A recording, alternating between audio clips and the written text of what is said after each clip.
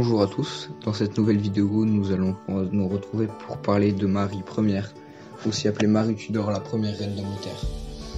Donc n'hésitez pas à vous abonner, mettez des petits pouces bleus, partagez les vidéos sur Facebook, Twitter, Instagram, sur ce que vous voulez. Il y aura aussi maintenant au début de chaque vidéo un petit format où en fait il y aura une phrase. Je vous ferai une vidéo dans pas longtemps sur les philosophes des Lumières. Et à partir de cette vidéo là, de celle sur Marie Ière, il y aura une phrase philosophique au début de chaque vidéo. Voilà. Donc écoutez, bonne vidéo à tous. En ce qu'ils ont de commun, les deux sexes sont égaux. En ce qu'ils ont de différent, ils ne sont pas comparables. Rousseau. Marie est née le 18 février 1516 au palais de Placentia, dans le quartier londonien de Greenwich. Elle était la fille du roi Henri VIII et de sa première épouse Catherine d'Aragon, et leur seul enfant à avoir survécu jusqu'à l'âge adulte. Avant Marie, Catherine avait été enceinte à 4 reprises. 2 de ses grossesses étaient terminées par des fausses couches, tandis que les 2 fils qu'elle mit au monde, tous deux appelés Henri, moururent dans les semaines qui suivirent leur naissance. Elle fut baptisée dans la foi catholique 3 jours après sa naissance. Parmi ses 3 parrains figuraient sa grand-tante Catherine d'York, le lord chancelier Thomas Wolsey et Agnès de Norfolk. L'année suivante, Marie devint également marraine à l'occasion du baptême de sa cousine, France Brandon.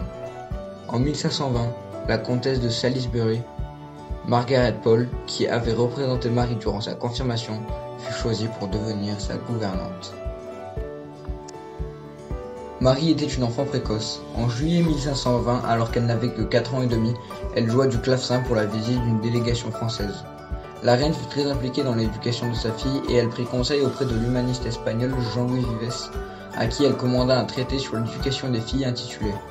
À l'âge de 9 ans, Marie savait lire et écrire en latin et elle étudia le français, l'espagnol, la musique, la danse et peut-être le grec. Le roi l'adorait et il se vanta auprès de l'ambassadeur vénitien Sébastien Giustiniani qu'elle ne pleure jamais. Malgré son affection pour Marie, Henri VIII était profondément déçu par le fait qu'il n'avait pas de fils. Le temps passant, il devint clair que le couple royal n'aurait pas d'autre enfant et qu'Henri VIII n'aurait pas de fils héritier légitime. En 1525, Henri VIII envoya Marie au pays de Galles pour présider, au moins nominalement, le conseil chargé de gouverner la région et l'ouest en Angleterre. Elle reçut sa propre cour au château de Ludlow et des prérogatives royales habituellement réservées aux princes de Galles. Elle était parfois appelée princesse de Galles même si elle ne porta jamais techniquement ce titre. Il semble qu'elle soit restée 3 ans dans les marches galloises avant de revenir dans les Home Counties autour de Londres à partir de 1528. Tout au long de l'enfance de Marie, Henri VIII négocia un possible mariage pour sa fille.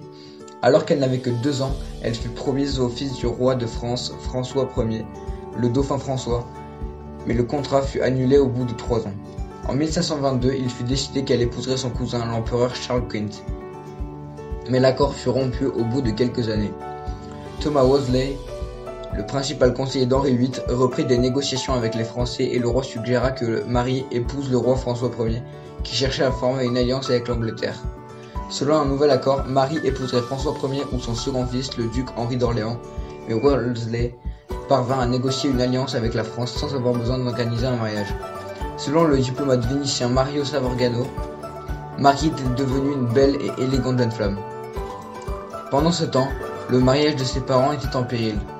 Déçu de ne pas avoir d'héritier mâle et impatient de se remarier, Henri VIII tenta de faire annuler son union, mais cette demande fut rejetée par le pape Clément VII.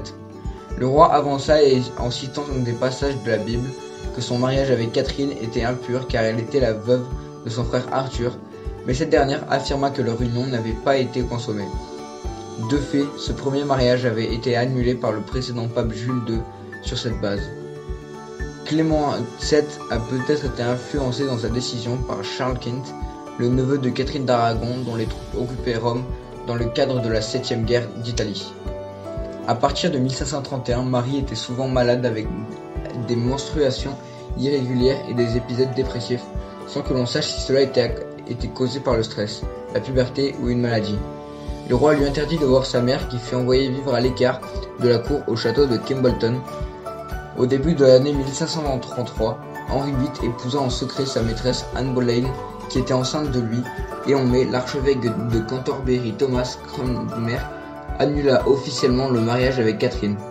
Cette dernière perdit son titre de reine et devint princesse douairière de Galles, tandis que Marie fut déclarée illégitime et donc incapable de réclamer le trône à la mort de son père. L'héritière de la couronne d'Angleterre devint sa demi-sœur et la fille d'Anne, Élisabeth. La cour de Marie fut dissoute, ses serviteurs, dont la comtesse de Salisbury, furent renvoyés. Le refus de Marie, alors âgée de 17 ans, de reconnaître qu'Anne était reine et qu'Élisabeth était princesse, ulcéra le roi qui, en représailles, la nomma en décembre 1533 dame d'honneur d'Élisabeth à Hatfield Palace dans l'Hertfordshire. Limitée dans ses déplacements et stressée, Marie était fréquemment malade. Au nombre de ses maladies, il faut y inscrire les fois où Marie se faisait porter malade pour ne pas faire partie de la suite d'Élisabeth lors de ses changements de résidence. L'ambassadeur impérial Eustache Chapuis devint son proche conseiller et tenta sans succès d'intercéder en sa faveur à la cour. Les relations entre Marie et son père étaient tendues et ils ne se parlèrent pas pendant 3 ans. Marie, faisant fi de la réprobation paternelle, s'ingéniait à commander des vêtements de cour aux couleurs qu'elle portait enfant et princesse, rompant ainsi avec l'étiquette si chère à son père. Même si elle et sa mère étaient malades, le roi l'empêcha de rendre visite à Catherine et elle fut inconsolable quand elle mourut le 7 janvier 1536. Catherine fut inhumée dans la cathédrale de Peterborough, tandis que Marie fut confinée à Hunsdon, dans l'Hertfordshire. En 1536, Anne Boleyn perdit les faveurs du roi et fut décapitée. Élisabeth perdit son titre de princesse et fut, comme Marie, évincée de l'ordre de succession. Moins de 2 semaines après l'exécution d'Anne, Henri VIII épousa Jeanne Seymour, qui le pressa de se réconcilier avec sa fille. Le roi insista pour que Marie reconnaisse son statut de chef suprême de l'Église d'Angleterre, répudie l'autorité pontificale, reconnaisse que le mariage de ses parents était impur et accepte sa propre illégitimité.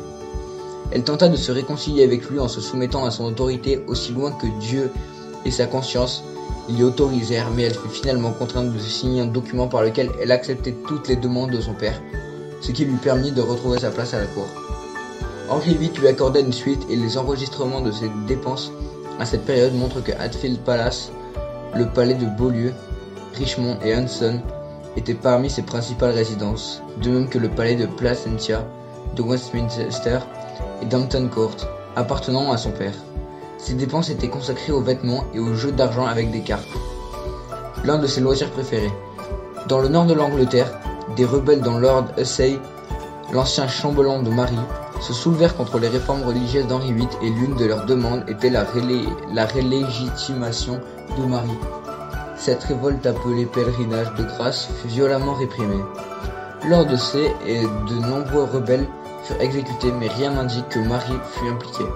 En 1537, Jeanne mourut en donnant naissance à un fils, Édouard, et Marie fut choisie pour être sa marraine. Marie fut courtisée par Philippe du Palatinat-Neubourg à partir de 1539, mais ce dernier était luthérien et ses demandes de mariage furent rejetées. Durant l'année 1539, le principal conseiller du roi, Thomas Cromley, négocia une alliance avec le duché de Cleves. Les propositions de mariage entre Marie et le duc de Cleves n'aboutirent pas, mais une union entre Henri VIII et sa sœur Anne fut acceptée.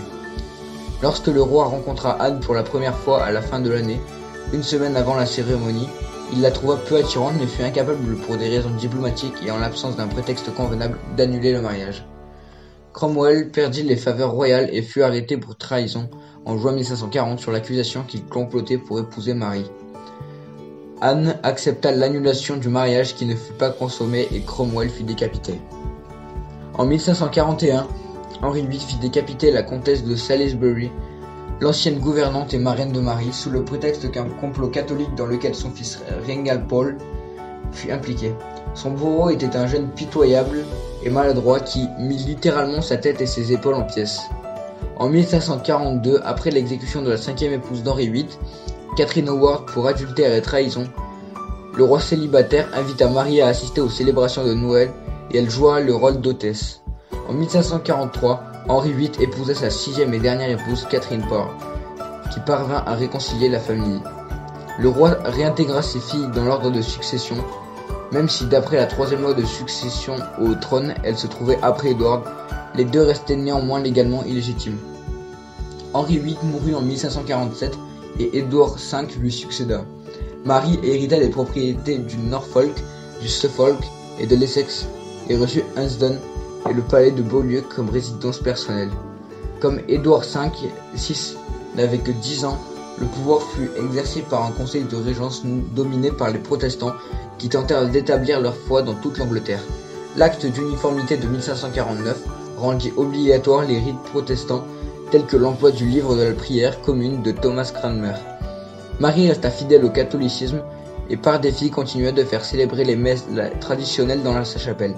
Elle demanda à son cousin Charles V d'exercer des pressions diplomatiques pour qu'elle puisse pratiquer sa religion. Le 6 juillet 1553, Édouard VI mourut d'une infection des poumons, probablement la tuberculose, à l'âge de 15 ans. Il ne voulait pas que Marie devienne reine, car il craignait qu'elle ne restaure le catholicisme et n'annule ses réformes et celles de son père.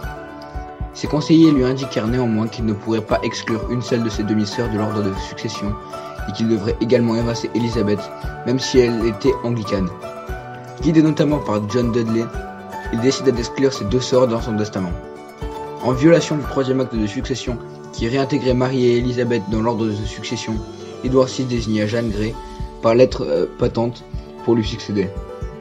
Elle était la belle-fille de Dudley et la petite-fille de la sœur cadette d'Henri VIII.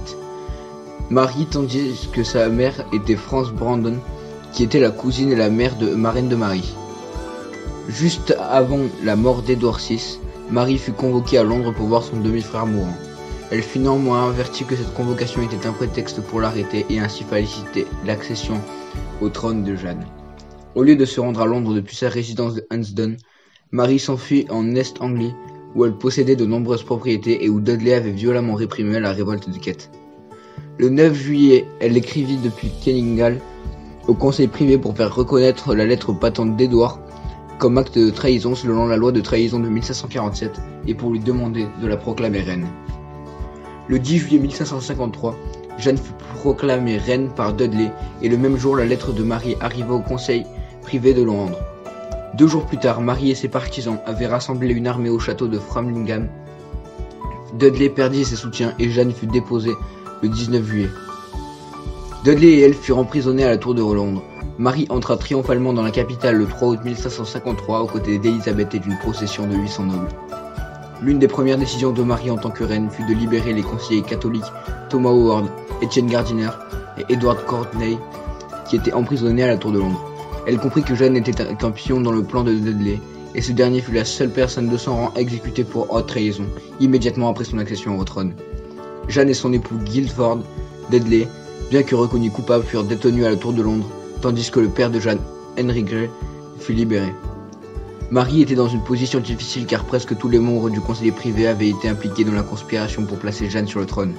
Elle nomma Gardiner au conseil et le fit évêque de Winchester et Lord chancelier, des fonctions qu'il occupa jusqu'à sa mort en novembre 1555. Le 1er octobre 1553, Gardiner couronna Marie en l'abbaye de Westminster. À 37 ans, Marie Ier commença à se consacrer sur la recherche d'un partenaire pour engendrer un héritier et ainsi empêcher la protestante Élisabeth de lui succéder au trône.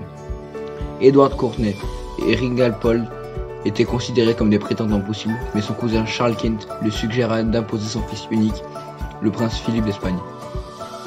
Philippe avait un fils issu d'une précédente union avec Marie-Manuelle de Portugal, morte peu après avoir accouché.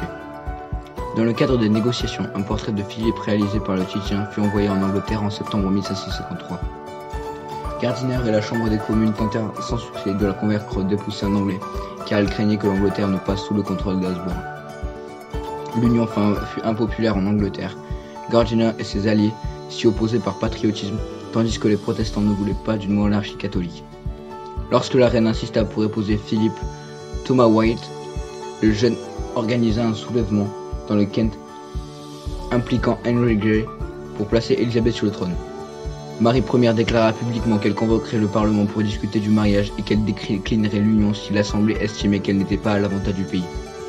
Les rebelles furent abattus à leur arrivée à Londres. Wyatt Henry Grey, sa fille Jeanne et son mari, Guildford Dudley, furent exécutés pour son implication dans le complot. Courtenay fut emprisonné puis exilé. Même si elle défendit son innocence dans le soulèvement, Élisabeth fut détenue 2 mois à la Tour de Londres, 1 an au palais de Woodstock et confinée en résidence surveillée dans son palais de Hatfield jusqu'à la fin du règne de Marie. Marie Ier fut, à l'exception des règnes contestés de Jeanne Grey et de Mathilde l'Emperesse, la première reine régnante d'Angleterre. De plus, selon la coutume anglaise du jure uxoris, les propriétés et les titres d'une femme devenaient également ceux de son mari, et certains craignent que l'homme qu'elle épouserait devint de fait roi d'Angleterre.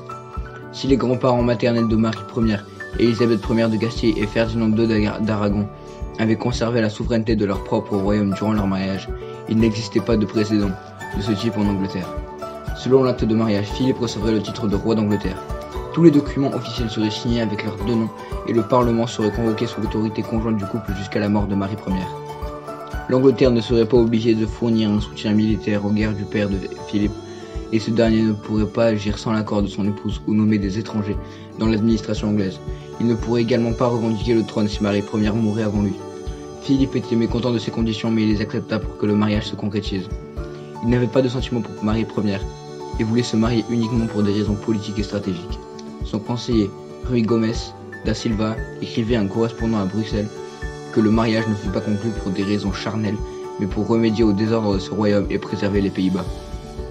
Pour élever son fils au rang de sa future épouse, Charles Quint lui céda la couronne de Naples, ainsi que ses revendications au royaume de Jérusalem. Marie Ier devint ainsi reine de Naples et reine titulaire de Jérusalem lors de son mariage.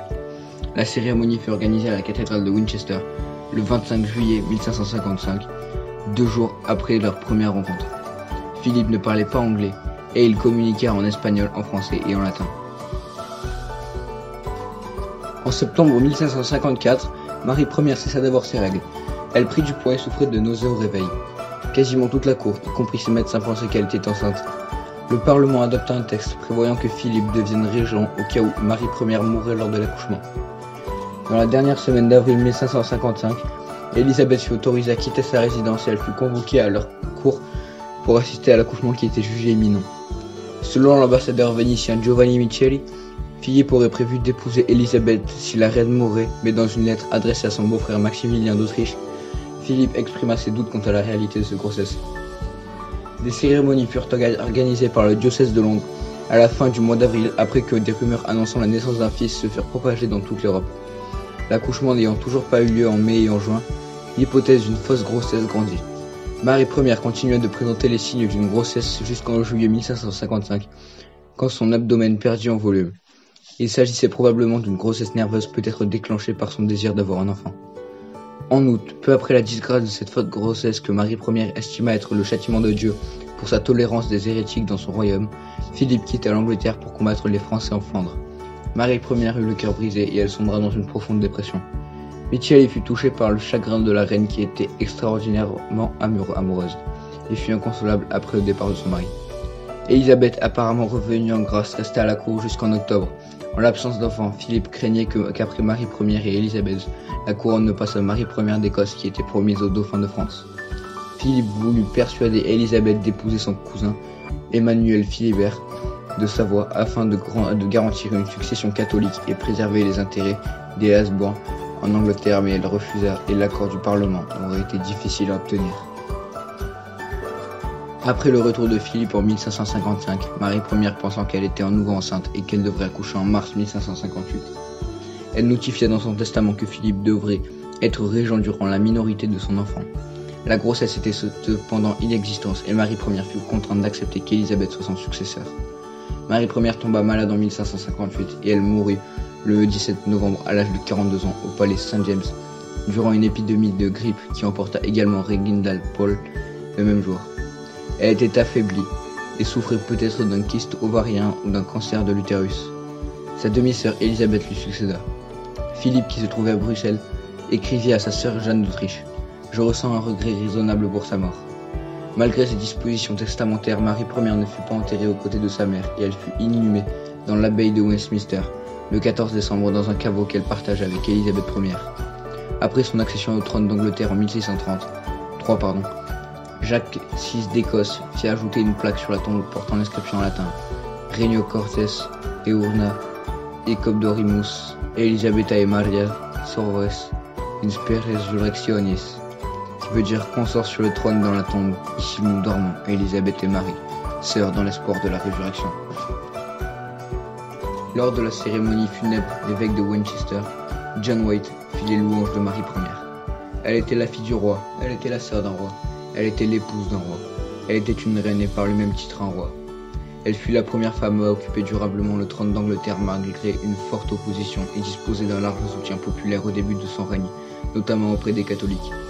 Les historiens catholiques comme John Lingard ont avancé que ses politiques échouèrent non pas parce qu'elle était mauvaise, mais en raison de la faible durée de son règne et des problèmes météorologiques hors de sa portée.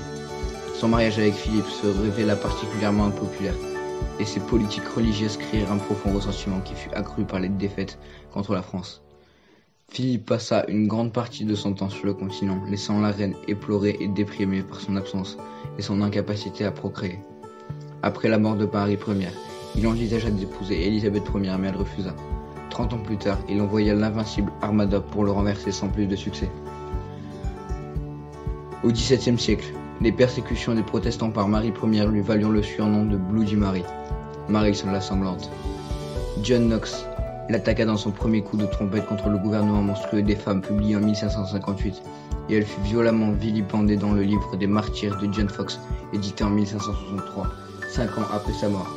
Les éditions ultérieures de l'ouvrage restèrent populaires auprès des protestants durant les siècles qui suivirent, et contribuèrent à la perception de Marie Ière comme un tyran sanguinaire. Au milieu du XXe siècle, l'historien H.F.M. Prescott tenta de réévaluer la vision traditionnelle d'une reine intolérante, autoritaire, et les études plus récentes considèrent les anciennes évaluations avec un plus grand scepticisme.